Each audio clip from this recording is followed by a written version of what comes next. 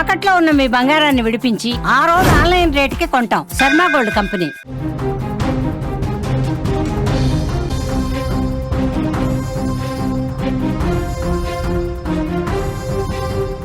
భారత్ బంగ్లాదేశ్ సరిహద్దుల్లో కొత్త దుమారం కనిపిస్తోంది.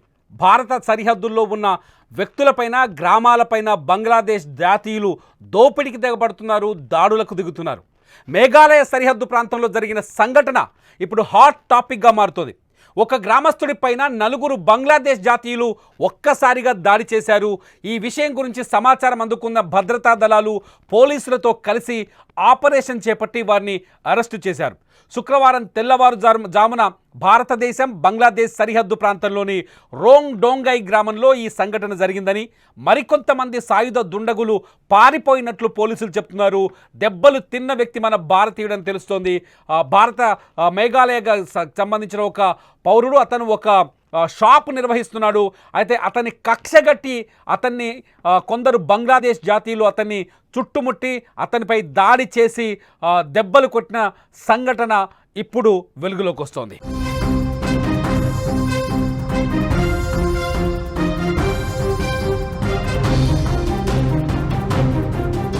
బంగ్లాదేశ్ సరిహద్దు రోంగ్ డోంగై గ్రామంలో బాల్స్రంగ్ ఏ మారక్ ఓ షాపు నిర్వహిస్తున్నాడు. అతడు నిద్రిస్తున్న సమయంలో 9 మంది సాయుధ దుండగులు అతని దుకాణంలోకి ప్రవేశించారు. అతడు వారికి ఎదురు తిరగడంతో చేతులకు సంకెళ్లు వేసి సరిహద్దు వైపు లాక్కెళ్లేందుకు ప్రయత్నించారు. ఆ సమయంలో తన గొంతు కోసేందుకు ప్రయత్నించారని మారక్ పోలీసులకు తెలిపాడు. చీకటిలో నడుస్తుండగా మారక్ వారి చెర నుంచి తప్పించుకొని అక్కడే ఉన్న ఓ ఇంట్లోకి వెళ్ళి తలదాచుకున్నాడు. ఆ ముఠా అతని వైపు కాల్పులు కూడా జరిపింది. మారక్ని హత్య చేసే ప్రయత్నం చేసింది. ఈ ఘటన గురించి సమాచారం అందిన వెంటనే బీఎస్ఎఫ్, మేఘాలయ పోలీసులు సంయుక్తంగా కలిసి ఒక ఆపరేషన్ మొదలుపెట్టారు. దుండగులు బంగ్లాదేశ్ వైపు పరిగెత్తడంతో పోలీసులు గాల్లోకి కాల్పులు జరిపారు. వారు అక్కడే ఆగిపోయారు. పోలీసులు వారిని చేరుకునే లోపే 4 బంగ్లాదేశ్ జాతీయులు తమ వద్ద ఉన్న ఆయుధాలు, నగదు, మొబైల్ ఫోన్లు బంగ్లాదేశ్ పోలీసుల గుర్తింపు కార్డును అక్కడ పోలీసులు వాటిని విసిరిపారేసి వెళ్ళారు. వాటిని మన మేఘాలయ పోలీసులు, బీఎస్ఎఫ్ టీం స్వాధీనం చేసుకుంది. 4 అనుమానితులను 35 ఏళ్ల మఫస్ రెహమాన్, 25 ఏళ్ల జహంగీర్ అలోం, 32 ఏళ్ల మెరుఫుర్ రెహమాన్, 30 ఏళ్ల సయీం హుస్సేన్గా పోలీసులు గుర్తించారు. వీటితో వచ్చిన మిగిలిన అనుమానితులు అక్కడి నుంచి పారిపోయినట్లు, వారి కోసం గాలిస్తున్నట్లు పోలీసులు చెప్తున్నారు. మీరు స్క్రీన్లో చూస్తున్నారు. ఎవరైతే దుండగులు 4 దుండగుల్ని లోపల పోలీసుల ఆపరేషన్ బీఎస్ఎఫ్ ఆపరేషన్లో పట్టుకొని బంధించి తీసుకొస్తున్న దృశ్యాల్ని ఈ 4 వ్యక్తులతో పాటు మరికొంతమంది ఇక్కడికి వచ్చి అక్కడ మేఘాలయకు సంబంధించిన పౌరుడిని దాడి చేసి అతని దగ్గరున్న డబ్బులు దోచుకునే ప్రయత్నం చేశారు. అతన్ని చంపే ప్రయత్నం కూడా చేశారు.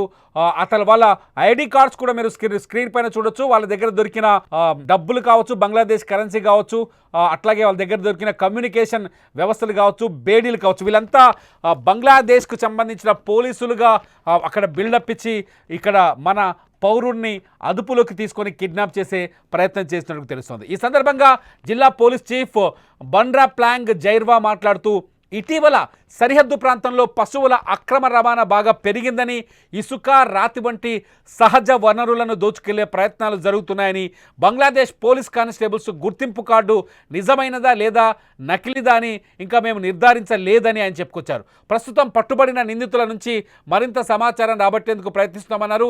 భద్రతా దళాలు ఇండో బంగ్లాదేశ్ సరిహద్దు వెంబడి నిఘాను ముమ్మరం చేశాయి. భవిష్యత్తులో చొరబాట్లను అడ్డుకోవడానికి ప్రత్యేక బృందాలను, అధునాతన నిఘాను పెంచుతున్నామని జిల్లా ఎస్పీ ప్రకటించారు.